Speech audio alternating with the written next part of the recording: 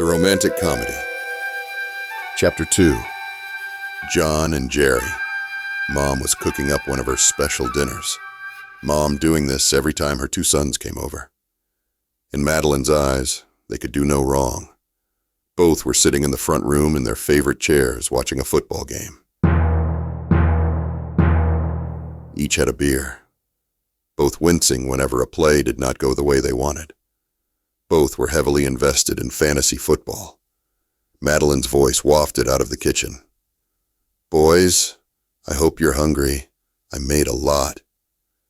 Both gave a grunt. Huh? John yelled into the dining area. "You know us, Mom. We never leave an empty plate." Jerry followed up with, "You're the greatest mom." Both never took their eyes off the television. Mom continued, "I hope the business is going well." "You both work all the time, Jerry." Still watching the television, shouted. "Every year, it grows," Mom shot back. "Well, it is about time both of you start thinking about building something else. It's called families." Jerry heaved. "Mom, let's not start that again." Madeline walked into the dining area with a steaming plate, setting it on the table already full of plates and utensils. "I did the honey chicken, plus I have other things coming out. I know both of you love this." Both got up smiling, heading for the table. Both positioned themselves where they could still see the television from an oblique angle. Madeline sat down. They went to eat. She immediately waved her finger. "You know the rule. We always give thanks." She turned to Jerry.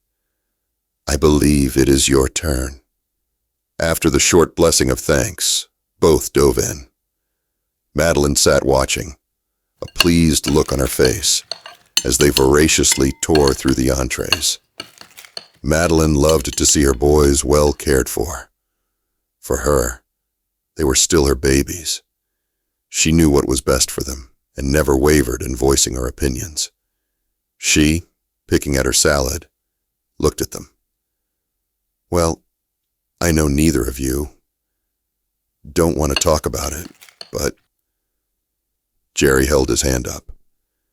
"Mom, I know what you're going to say, and the answer is no. I am not going to meet one of the daughters of the ladies from your church." Abandon ship!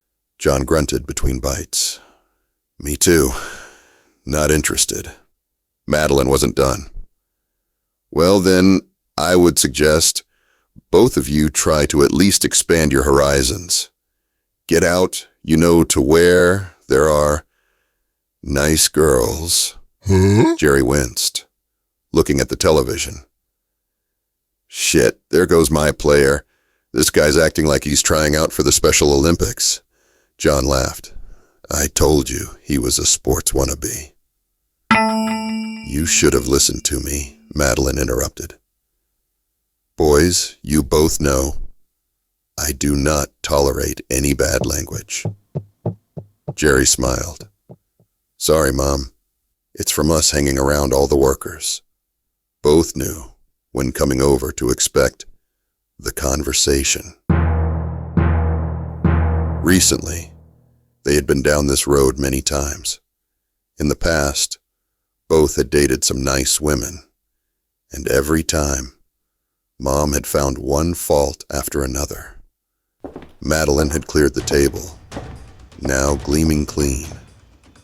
John and Jerry went back to their football chairs.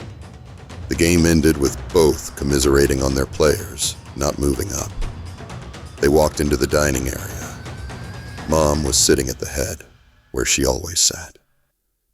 In front of her was a binder with papers inside, and in her hand, a large, conspicuous pencil. Seeing them, she tapped the pencil loudly on the table. "Boys, I have something that needs to be gone over." Both could tell. Mom was serious.